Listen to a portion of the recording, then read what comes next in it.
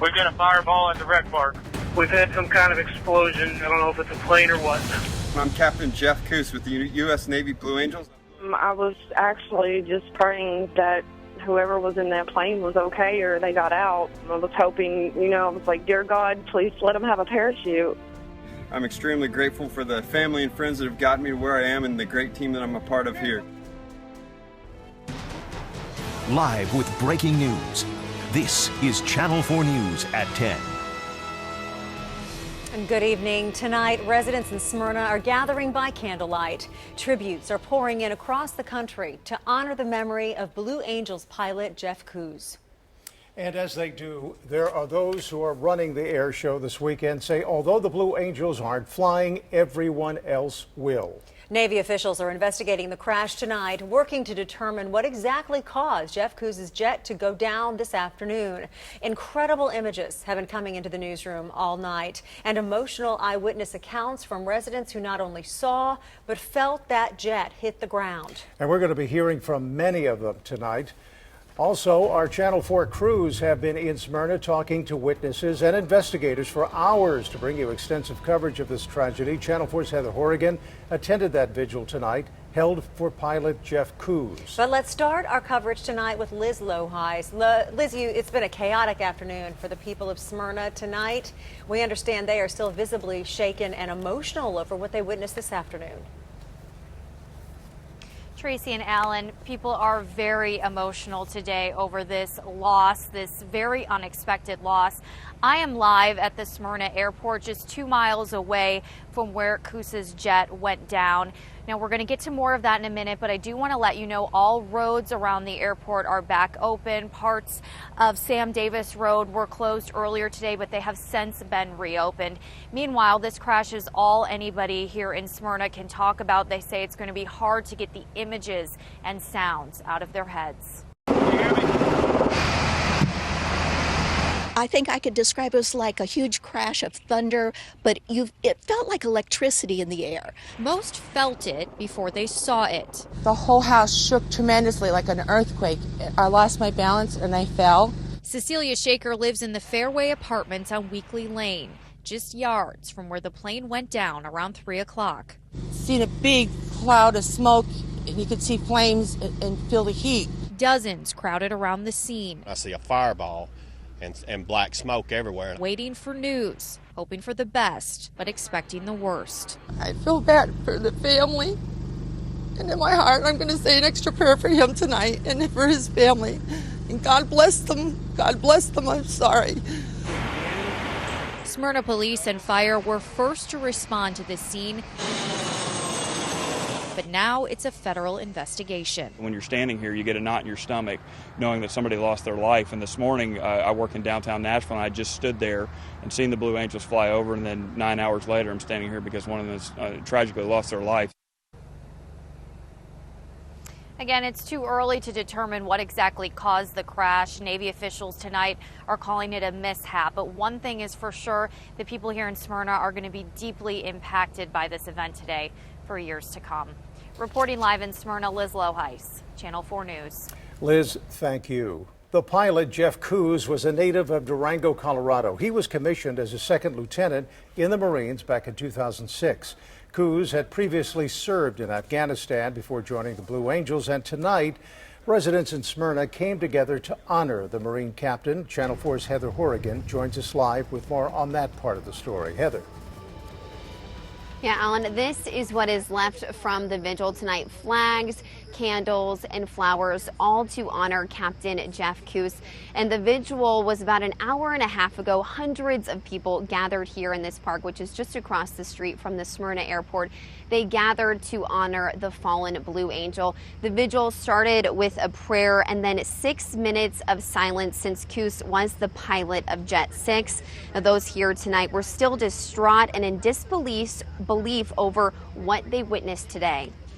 Sorry for the families and, of course, for the person and for the whole team because they're like a family. But the gentleman passed away doing what he loves, and very few people get the opportunity to even do what they love. Flying along with serving his country is what Captain Coos loved doing, and it's clear tonight that he will be remembered as a hero. God bless America. An entire nation, along with the Smyrna community, mourning the loss of a hero tonight. And he's a hero. That hero is this man, 32-year-old Jeff Coos from Durango, Colorado. He leaves behind a wife and 2 young children. Coos had accumulated more than 1,400 flight hours in order to become a Blue Angel. He has been flying with them since 2014 after serving in Afghanistan. Here's a clip of Coos after taking some NHL players up in the air to experience the G-force. And I think he caught up on a little sleep at one point, but other than that, he did a nice job. So we had a lot of fun. A lot of fun indeed, doing what Coos loved. And those in Smyrna tonight who didn't know him thank him for what he did here. They say he chose his life over others in the community by not deploying his parachute. Like the parachute would be way up in the air, and I didn't see one, and that was just, you know, the way the Blue Angels kept circling, it was just very sad. It's built into them to save other people's lives before their own. So he sacrificed his life when it could have been much worse. For sacrificing his own life to save the others, I mean, he's definitely a hero in my eyes. I mean, even any person in the military to me is a hero. Coos is also a decorated hero. He has received the Strike Flight Air Medal along with Navy and Marine Corps Achievement Medals, as well as personal and unit awards as well. And that's just to name a few. Certainly a man that is going to be missed by so many. Reporting live in Smyrna tonight, Heather Horgan, Channel 4 News. All right, thank you, Heather. The Associated Press talked to Coos' grandfather at his home in Durango. Dolph Coos said it was very hard to put into words what happened, but said it's beautiful that a person can live and die engaged in their life's pursuits. He said his grandson had dreamed of being an aviator since he was a child. What a beautiful statement from that grandfather. I want to show you the area where this happened. Here's the Smyrna airport. Here's the runway. This is where the accident occurred. This is near the bowling alley there. And as you can see now, the cleanup happening literally in people's backyards. Our Channel 4 reporter Liz Loheis and photojournalist Zach Tucker were at the Fairway Apartments on Weekly Lane when first responders first showed up at the scene. Now, weather at the time of the crash also tells a pretty good story. Lisa Spencer and I are in the Weather Center. And Lisa, witnesses described a clear sky, a rather clear sky at the time of the crash. That's right. There was no rain around. And we know that the winds around flight level were, nothing out of the ordinary. Right. Looking right now at one of the pictures that was taken as this event occurred, take a look at the cumulus clouds. You can see how towering they are and building. That's an indication of some strong winds going up. So there were updrafts in the area, and we've got updrafts.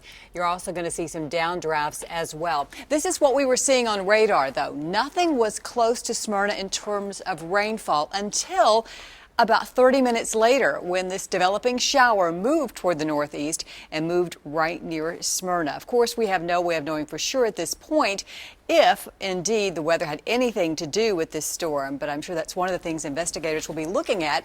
And we have a little bit more on the weather conditions at that time on our weather blog at WSMV.com. All right, Lisa, thank you. This Blue Angels team flew over Nashville today early this morning. You may have seen them flying over a crowded Broadway at around 9:30 this morning.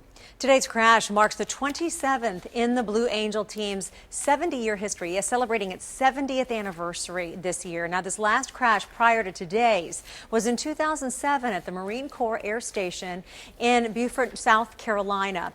In December of 2004, a Blue Angels pilot safely ejected before his jet crashed into the Gulf of Mexico during a training flight. The last before that was in 1999. The first Blue Angels crash was in 1946.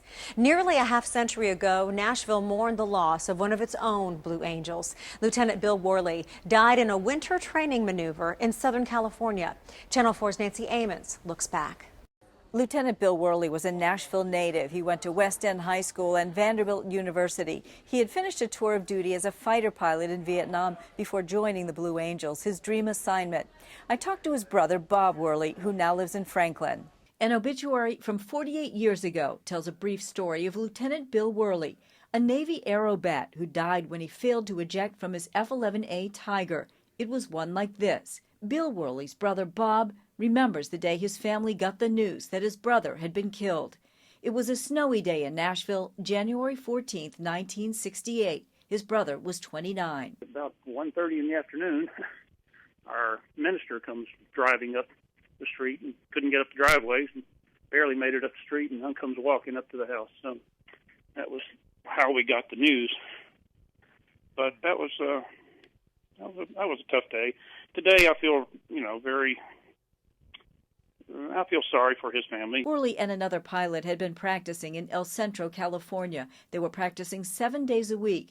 Bob says the Navy concluded his brother had probably blacked out from the G-force during a maneuver over the desert floor. These guys are extreme professionals, and they really enjoy what they're doing. My brother did too. He was doing that because he really loved what he did.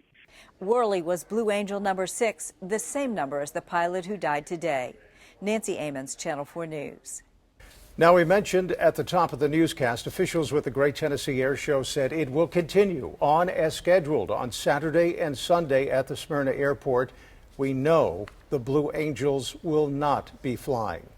And back here in Nashville, Mayor Megan Barry has now ordered the Metro Courthouse and Korean Veterans Memorial Bridge to be lit yellow and blue tomorrow night in honor, of course, of Marine Captain Jeff Coos.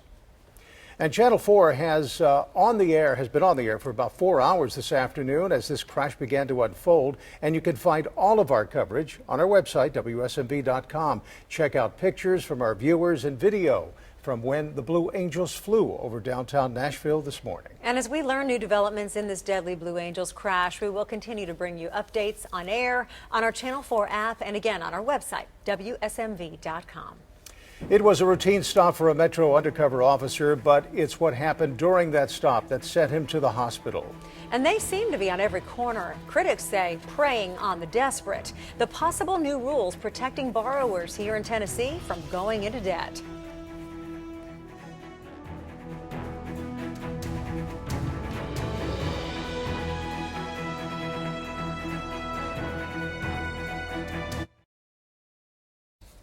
The summer boating season just began, and already there has been a drowning on a Middle Tennessee lake. Emergency officials in Coffee County received a call this afternoon about someone possibly needing help.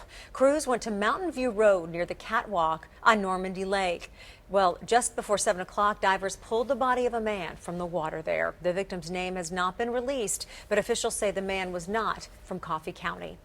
A driver could soon be facing charges for allegedly hitting an undercover officer with his car on McGavick Pike and Gallatin Pike in East Nashville. Police say the officer was performing a routine stop this afternoon and was standing between his unmarked car and the car he pulled over when an elderly man hit him. The officer hurt his leg. We are still trying to find out the extent of his injuries. As we learn more, we'll update you on air and online at WSMV.com. Now, the crackdown's coming on the payday loan industry. Federal regulators announced a new set of proposed rules today, and it's all designed to protect borrowers from falling into what critics are calling debt traps. That proposal by the Consumer Finance Protection Agency is for increased regulation of payday lenders, calling on them to make sure the borrower can indeed repay. Andy Spears of Tennessee Citizen Action says he hopes this proposal will help protect Tennessee borrowers from going into debt by renewing for their loan again and again. We think that's very important in terms of assessing a borrower's ability to repay, so you don't have that situation where a $300 debt lingers for 5 months and you pay $400 in fees. Now, to release, the Tennessee Flexible Finance Association says the proposal would be an overstep of federal government and would force borrowers to seek out underground and unlicensed lenders. It's going through a 90-day public comment period.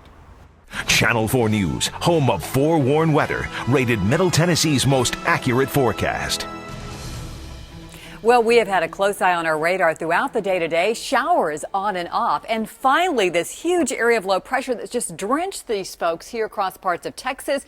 it's starting to work its way towards the east. So we're going to continue to get some moisture rolling up from the south right here at home. So just expect more showers and thunderstorms in this forecast. And that's a part of our headlines. You better believe it. We even have some scattered showers overnight with some of that moisture coming up from the south. And then look for on and off thunder showers through early on Sunday.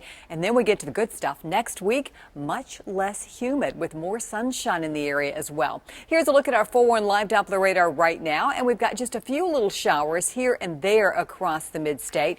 But the concentration is here to the south, where we've got some of that moisture coming up from Mississippi and Alabama. So over around Savannah and over to Waynesboro, up to Lawrenceburg and Pulaski, some very light rain continues to fall. It's moving very slowly, but it will slowly move across 64 there and head towards you in Summertown and also the Homewald area.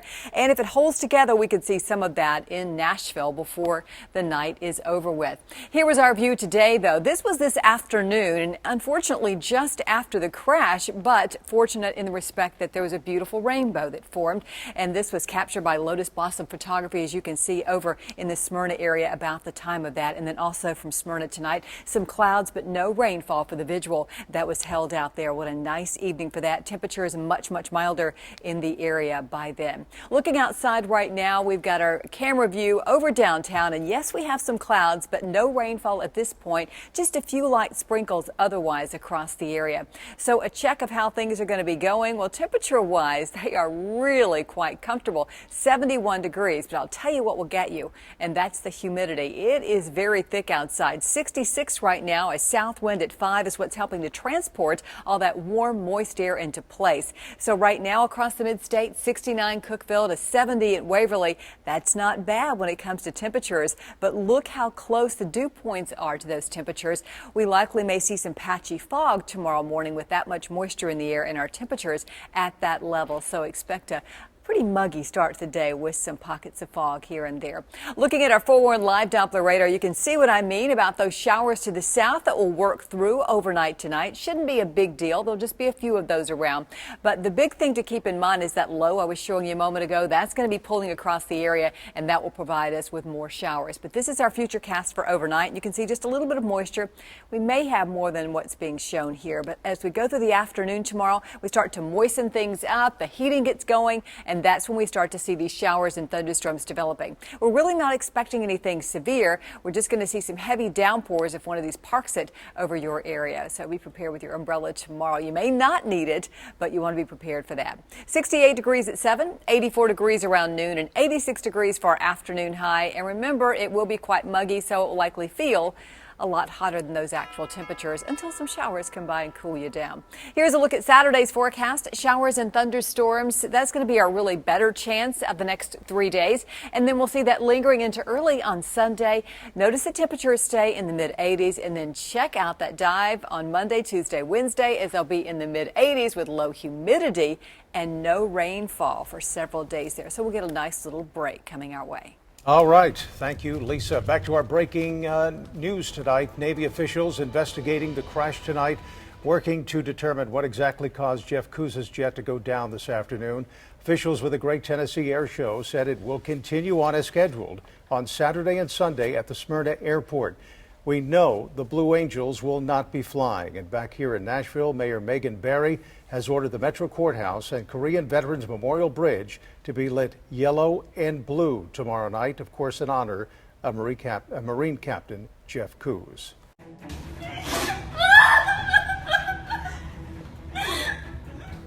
Coming up, why a surprise doll for one little girl got this reaction. Tell him thank you. Thank you for making it all like me. You'd be pretty hard-pressed to find a girl who wouldn't go crazy for an American Girl doll. That is right. But for one little girl, this doll brought tears of joy. This is Emma Bennett. She wasn't expecting an American Girl doll, but that wasn't the real surprise. Emma has a prosthetic leg, so her parents reached out to a Step Ahead Prosthetics to help make her doll just like her. Watch. You gotta be kidding me. No!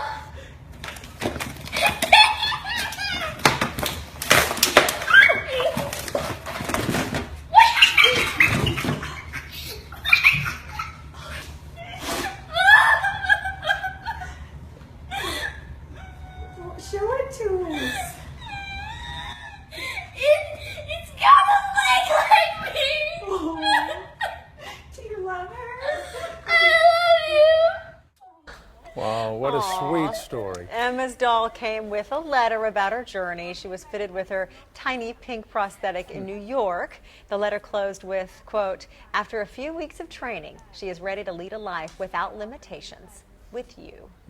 How sweet is it? I love the little sister's reaction. She's just as excited as the doll recipient. That's so precious. And I know Chris can just so relate to it, but we'll get to that in just a minute. Yeah, there are some moments in life that are worth another look, and that's what you can do anytime you want to. We have the story posted on our Facebook page. It's been shared thousands and thousands of times around the world, and it's worth sharing thousands more. What a great reaction. It's good stuff, girl. man. Yeah. It's good stuff. It is. All right, let's turn our attention to sports now, I guess. Some Tennessee Titans do a little go-karting to help raise money for a good cause. Plus, Vandy's Jordan Sheffield is hoping his rematch against Xavier goes just as well as the first meeting did. We'll talk baseball next.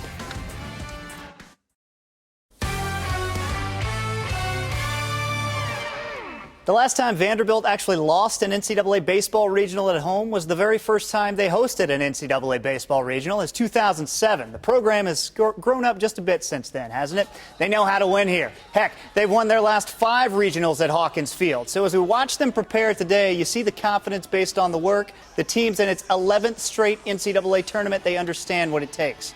This is what you play for this time of year, is to get in this environment so you can have fun with it. And they do that. They've done it before, and they'll choose to do it again. I think it's just really doing the small things and everyone taking care of their job and not trying to do too much. Just really, do what you do. Now, the Doors will play Xavier tomorrow night, 7 o'clock. The Musketeers were here back in March, if you'll remember. Vandy swept them, and Jordan Sheffield led off the series by, no-hitting Xavier through 7 innings and fanning 12 batters. Sheff will get the ball again on Friday. He was throwing the ball by us quite a bit early on. I'm hoping that, again, that we've seen some velocity as the season's gone, that, again, I do think we'll make the adjustment. We don't really watch too much film or study too much. I think that when it comes to pitching, they have to hit you, so you don't really pitch to hitters' weaknesses. I think it's better to pitch to your strengths. It's good strategy right there. Xavier, Vandy go at 7, UC Santa Barbara, Washington go at 2 o'clock. Let's hope for dry weather, shall we? Both schools confirmed that today the battle at Bristol will be a primetime game. 7 p.m. Central Time, Saturday, September 10th, Tennessee against Virginia Tech at the Bristol Motor Speedway, expecting upwards of 160,000 fans to pack that place. Wow. Delaney Walker and some of his Tennessee Titans teammates got out to the go-kart track today. Yeah, it's funny to watch NFL dudes in little cars. Walker hosted this charity event for his foundation, which raises money for inner city and low-income kids, and so his teammates wanted to be a part of it.